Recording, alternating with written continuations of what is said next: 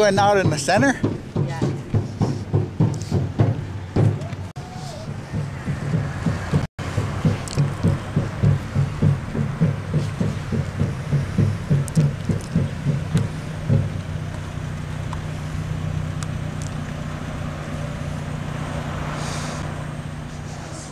We try to bridge the gap about what violence is, community awareness on the issues. We have some cups that we want you to take with you. They are Census 2010 cups, Equay Wiigamig cups, and then we have the t-shirts to hand out. Our chairman, Buck Jordan, is going to speak to everyone that is here.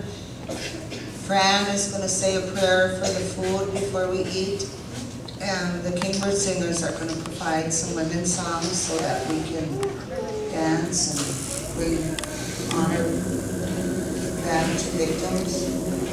We have testimonials that we did this past year. I have teamed up with Comprehensive Health at Lake Hospital. And we're going to play those testimonies today.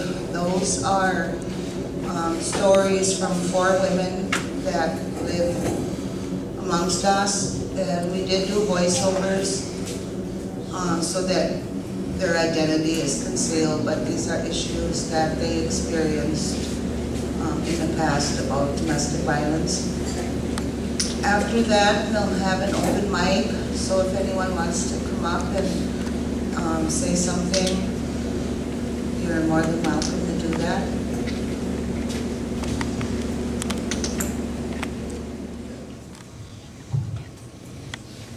Pujo, Kananishnavi, Nidani Bitu, Yujinikas. Hello everybody. It was a good walk today. Glad to see everybody here. Especially I want to thank these young fellas over here who carried our flag today. Mike and Edward. It's good to see the men here, who are supporting today's event, and I want to thank the shelter.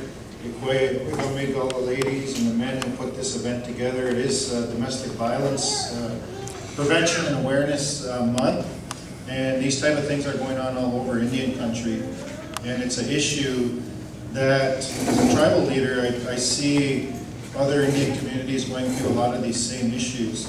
Being a person who's in recovery for 25 years now, I just recently, about 2.5 years ago, lost a mentor of mine. His name was Arthur Holmes. When I was at the Mishkowson Treatment Center in Sawyer, Minnesota, that's where I dealt with a lot of the issues as a younger person with addictions and those type of things. That's the first time I discovered that a lot of these things that go on in Indian country are not normal for our people. And one of them being domestic violence and abuse and the traumas. Many, many years later, I seen Art Holmes again. He's the author of a book called The Grieving Indian.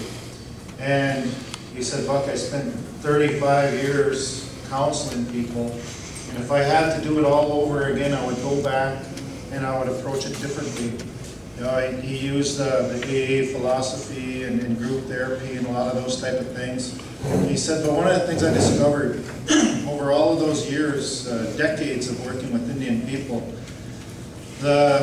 at some point in their life, they had some sort of traumatic event happen in their lifetime.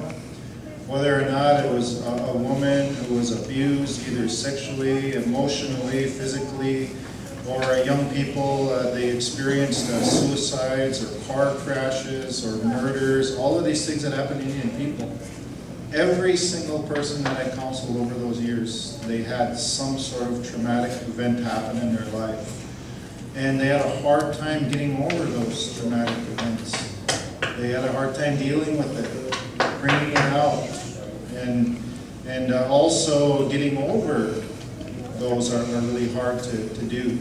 And he was talking about forgiveness and putting, addressing our issues head on.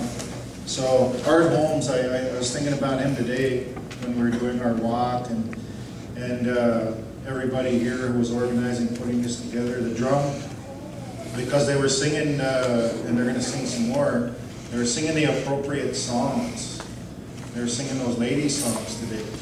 And when they sing those lady songs, they're acknowledging the heart and the strength and the heart of our Indian women. And they're giving the strength today, and they're asking the spirits to acknowledge the ladies. So again, I want to thank